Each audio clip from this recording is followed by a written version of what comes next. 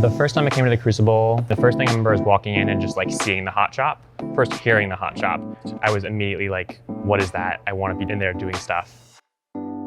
Simha has really grown amazingly since he started the Crucible. I always considered him a serious student, but here he was really willing to put in hours and hours and hours of his own free time. It's brought him to a point where he can decide he wants to do something and he can really see through it. I think it's given him a form of confidence that I've never seen before.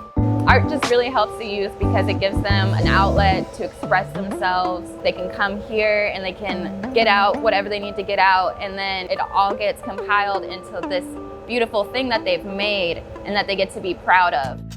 Being a Fuego, I was able to work on a multitude of skills all at once. We talk about how to be better TAs and how to be better helpers, but also how to be better artists.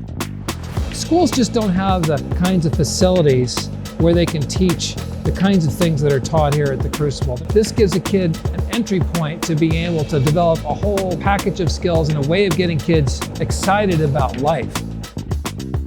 Learning all these techniques helped me realize that I wanted to eventually get my MFA in art and become a teacher. But because of COVID, that kind of pushed back the time in terms of when I can actually do those things. Glassblowing isn't a super COVID-friendly activity. To make any sort of piece, it probably takes around 2 or 3 people to get it done.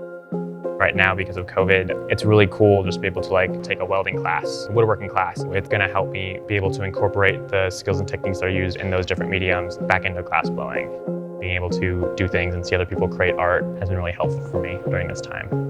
I don't know what I would be doing if it wasn't for the Crucible.